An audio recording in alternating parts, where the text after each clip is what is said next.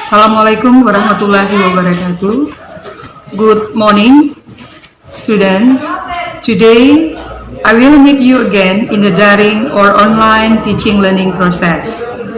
So today, your schedule is about English subject, and this is my time, the first my time of you to teach you English. And because this is the first time for me to meet you in the daring suggestion, so I would like to introduce myself. My name is Yeti Suyasti. You can call me Yeti. And this year, I will teach all of the classes from 11th grade until you will finish from the 11th grade. So for today, we would like to discuss about the first KD in our curriculum. It's talk about suggestion and over. Now, let's restart.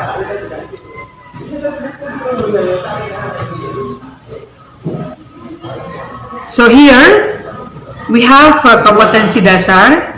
So you may read at home. First, 3.1, di situ Anda bisa baca ya, menerapkan fungsi sosial, struktur teks, dan unsur kebahasaan teks interaksi transaksional lisan dan tulis yang melibatkan tindakan memberi dan meminta informasi terkait saran dan tawaran sesuai dengan konteks penggunaannya. Perhatikan unsur kebahasaan yang akan kita bahas, yaitu should dan can. Kemudian 4.1 itu maksudnya adalah keterampilan.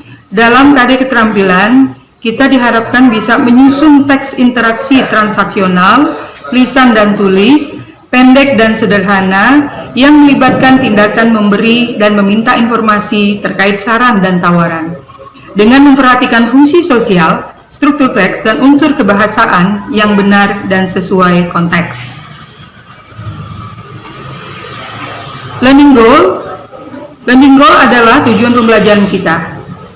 By learning the materials, the student are expected to. Jadi dengan pembelajaran materi ini, para siswa diharapkan untuk first, get the common ways to ask, give, and respond suggestion. Yang pertama, Anda bisa mendapatkan cara umum untuk meminta, memberikan, dan merespon saran serta tawaran. The second one, use the expression of asking for, giving, and responding to suggestion. Menggunakan ekspresi meminta, memberi, dan merespon terhadap saran yang diterima. The third one, get the common ways to offer something to someone. Memperoleh cara-cara umum yang digunakan untuk menawarkan sesuatu kepada seseorang. The fourth one, use the expression of offering something. Menggunakan ekspresi untuk menawarkan sesuatu. And the last one, use should and can in the dialogue. Menggunakan should dan can di dalam sebuah dialog. So, now the first question, why we should study about the suggestion? Nah, pertanyaan yang pertama, mengapa sih kita perlu mempelajari ungkapan tentang menawarkan jasa atau pertolongan kepada orang lain? Nah, ini adalah alasannya. We will ask for a suggestion from our parents, family, or best friends to make decision. If we know nothing or get confused on something. Jadi yang pertama, kita akan bertanya atau meminta sebuah saran dari orang tua kita, keluarga kita, atau teman-teman kita, itu karena kita ingin membuat suatu keputusan apabila kita tidak mengetahui tentang sesuatu atau merasa bingung terhadap sesuatu. Yang kedua, the second one, we also need some suggestion from other people to solve our problems. Yang kedua adalah kita perlu beberapa saran dari orang lain adalah untuk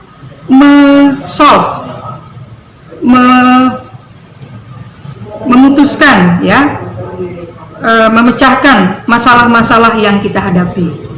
So this is the functions of asking for suggestion. Next, Asking for a suggestion and giving a suggestion. Nah, sekarang kita belajar tentang bagaimana kita ingin meminta sebuah saran dan memberikan sebuah saran. Nah, di sini di dalam layar ini saya bagi dalam dua tahapan. Yang pertama, asking for a suggestion. Berarti apabila kita meminta sebuah saran dari orang lain, kita bisa menggunakan what should I do? What should I do? Nah, perhatikan should dan I di situ kita boleh membunyikannya dengan cara disambung supaya enak kedengarannya. Sekarang perhatikan, apabila saya mengatakan what should I do dengan what should I do? What should I do? Bagus yang mana? Tentunya pasti what should I do kan? Nah, sekarang supaya bagus bahasa Inggris kalian bisa membacanya dengan cara disambung. Antara should dengan I dibaca should I. Yang kedua, any ideas, itu kita baca disambung juga any ideas, any ideas. Yang ketiga, what do you think I should do? What do you think I should do? What do you think I should do? Yang keempat, do you have a suggestion? Do you have a suggestion? Have dan itu bisa disambung, have a. Do you have a suggestion? Do you have a suggestion? Yang terakhir, what do you suggest? What do you suggest? What do you suggest? Oke, itu untuk meminta sebuah saran. Sekarang perhatikan, Mem akan bacakan dari atas, dari pertama dalam meminta saran, asking for a suggestion. Mari kita latih bersama-sama ya. What should I do? What should I do? Any ideas? Any ideas? What do you think I should do?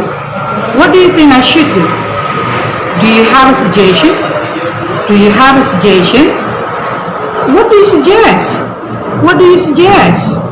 Okay, I think it's enough. Now, let's focus on giving a suggestion. Giving a suggestion berarti memberi sebuah saran, ya.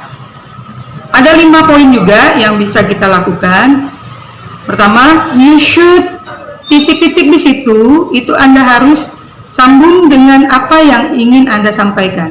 You should, Anda seharusnya, for example, I said that you should bring the uniform to the school. You should bring the dictionary to the English classroom. Misalnya seperti itu.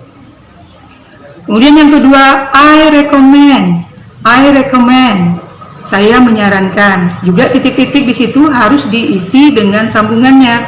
Misalnya saya ingin menyarankan Anda harus membawa pulpen, Anda harus memakai sepatu ketika datang ke sekolah dan lain sebagainya. Jadi harus dilengkapi. Misalnya I recommend you to bring the clothes for giving other people, for example like this. Yang ketiga, you had better, juga titik-titik di belakangnya, juga harus disambung dengan apa yang ingin kita berikan saran. Yang keempat, why don't you, mengapa Anda tidak, why don't you, contohnya, why don't you go to the dentist, ada yang sakit gigi nih, misalnya ya, oh I'm sorry, my tooth is, I have a toothache. Kemudian temannya bilang, why don't you go to the dentist? Kenapa Anda tidak pergi ke dokter gigi untuk periksa giginya? Nah, itu menggunakan why don't you. Dan yang terakhir, I suggest you. I suggest you. Now, the next slide, I want to explain about how to respond a suggestion. Bagaimana kita merespon sebuah saran. Nah, di sini Mem bagi dua tabelnya, ada accepting suggestion dan refusing suggestion. Perhatikan accepting dulu. Accepting suggestion berarti kalian menerima sebuah saran yang diberikan oleh orang lain. Anda bisa mengatakan, that's a good idea. That's a good idea. That's dengan itu bisa digabung, ya. Jadi bacanya that's a good idea. Idea. That's a good idea. Kemudian yang kedua, why I didn't think of that? Think of digabung jadi satu menjadi think of. Why I didn't think of that? Yang ketiga, thanks for your suggestion. Thanks for your suggestion. Yang keempat, you're right. You're right. Nah, sekarang perhatikan ketika kita menerima tawaran seseorang, yang pertama tadi gimana bunyinya? Good. That's a good idea. Artinya itu sebuah ide yang bagus. Oke, yang kedua, why I didn't think of that? Mengapa sih saya tidak berpikir seperti itu? Yang ketiga, thanks for your suggestion. Terima kasih untuk sarannya. Yang keempat, you're right. Anda atau kamu benar. Oke, jadi itu yang bisa kalian respon ketika kalian menerima saran yang diberikan seseorang. Nah, sekarang kita lihat ke tabel sebelah kanan, yaitu refusing a suggestion. Refusing itu berarti menolak. Nah, sekarang kita belajar kalau kita menolak saran seseorang atau refusing a suggestion, kita bisa menggunakan I'm sorry, but it won't work. I'm sorry, but it won't work. Yang kedua, kita juga bisa mengatakan I don't think it's a good idea. I don't think it's a good idea. It's dengan membaca disambung. It's a. I don't think it's a good idea. Kemudian yang ketiga, I'm afraid I can't. I'm afraid I can't. Yang keempat, sorry, but I can't do that. Sorry, but I can't do that. Nah, sekarang lihat yang pertama kembali, refusing a suggestion. Refusing tadi menolak sebuah saran ya. Yang pertama, I'm sorry, but it won't work. Itu berarti saya minta maaf, tetapi ini tidak bisa bekerja. Ya. Kemudian yang kedua, I don't think it's a good idea. Saya pikir hal itu bukanlah sebuah ide yang bagus. Yang ketiga, I'm afraid I can't. Saya takut, saya tidak bisa. Yang terakhir, sorry, but I can't do that. Maaf, tapi saya tidak bisa melakukan hal tersebut. Oke, the next slide. Now, sekarang kita belajar yang kedua. Offer. Offer artinya adalah menawarkan sesuatu.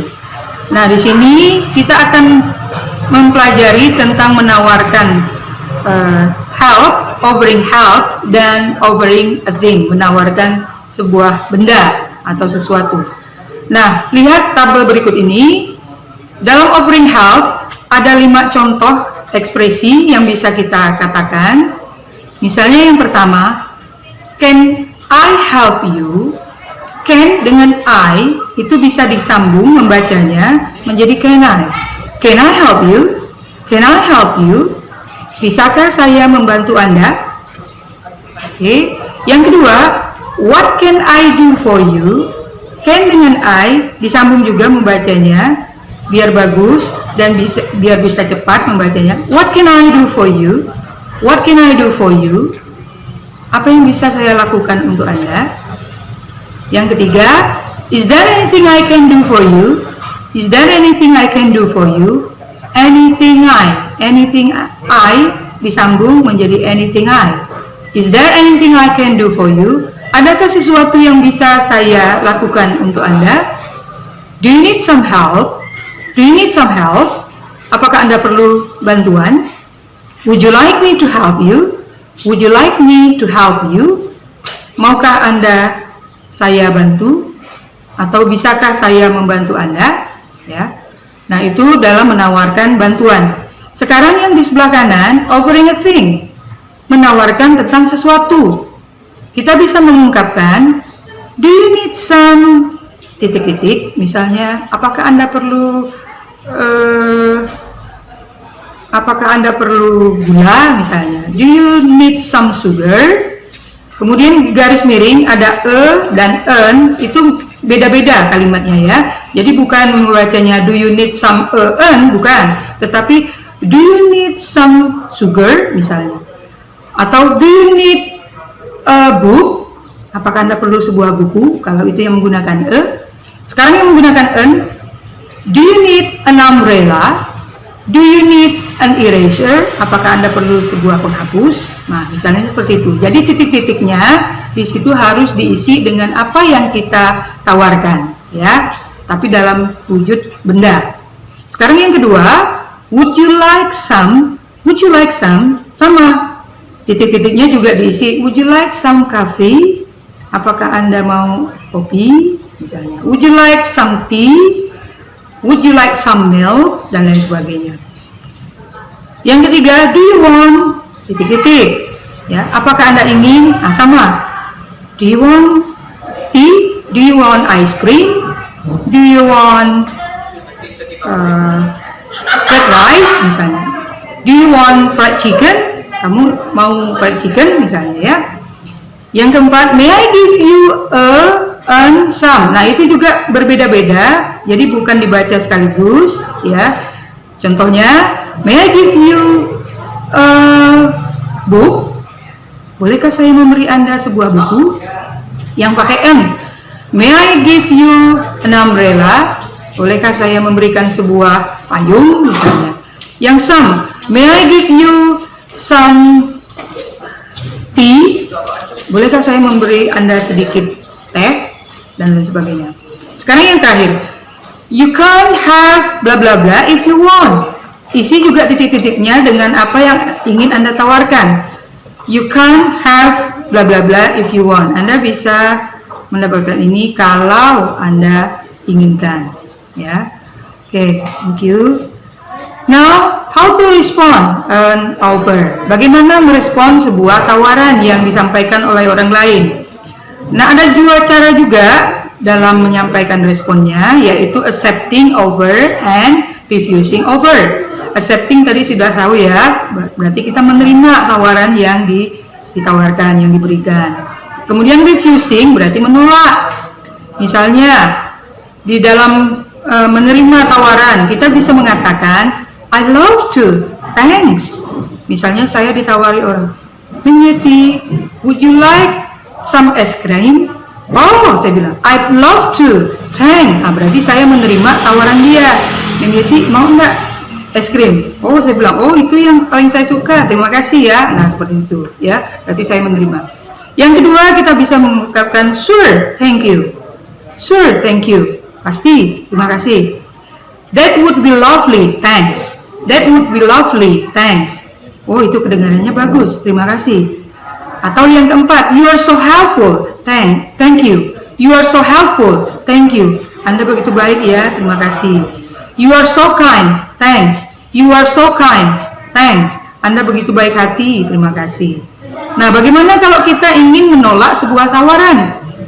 Nah, kalau ingin menolak, kita bisa mengatakan, no, thanks. Biasanya dengan gelengan kepala. No, thanks. Enggak, terima kasih. Minyeti, would you like some coffee? No, thanks. Nah, seperti itu ya. Mau kopi, Bu? Tidak, terima kasih. Atau bisa juga kita mengatakan, thank you, but I can handle it. Thank you, but I can handle it. Mau saya bantu, Bu? Oh, thank you, but I can handle it. Makasih ya, tapi saya bisa menghandle sendiri. Yang ketiga, please don't bother me. Please don't bother me. Tolong jangan ganggu saya. Oke, next slide. Now, it's your turn to practice the dialogue below. Sekarang waktunya Anda bisa praktek. Ini ada dua tokoh antara Siska dan Rika, ya. Nanti dilatih di rumah. Mem akan memberikan arahan bagaimana membaca dialog ini dengan intonasi yang benar. Nah, sekarang didengarkan sebagai Siska, ya. Have you gone to the art exhibitions? It's held for 2 weeks. Not yet. Have you? I haven't had the time to go there yet. Why don't we go there tomorrow? Well, since we don't have anything to do, why don't we go there now?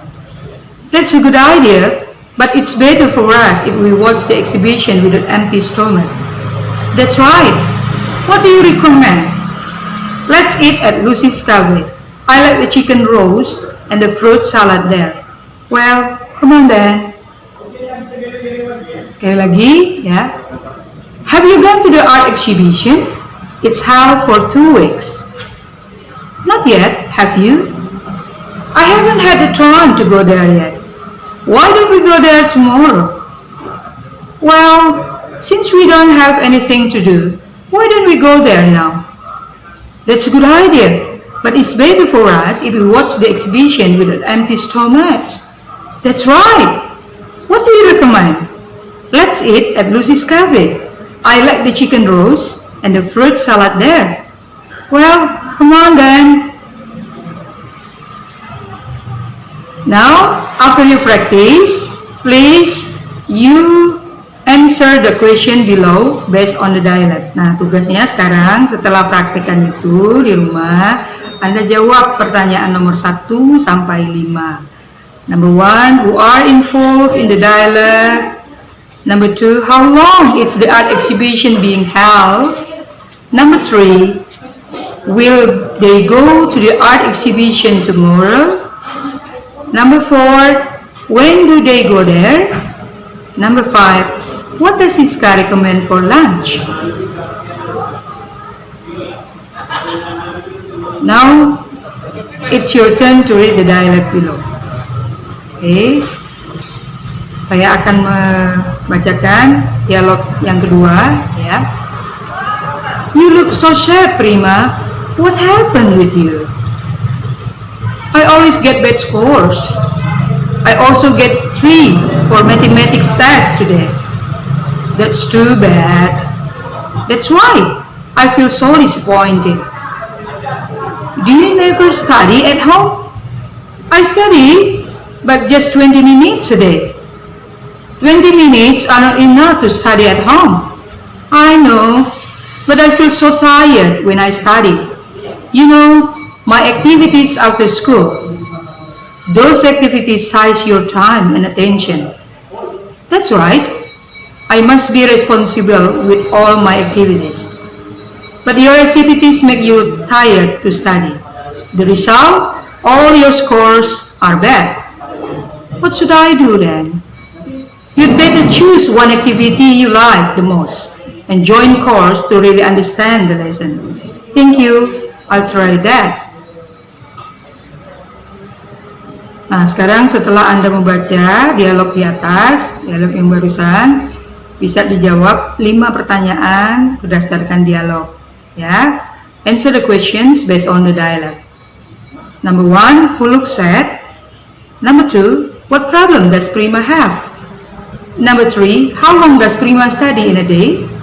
Number 4, why does Prima feel so tired when he studies? Last one, find the expression of asking for suggestion in the dialect. Hati-hati, yang nomor 5, find the expression of asking for suggestion in the dialect. Okay.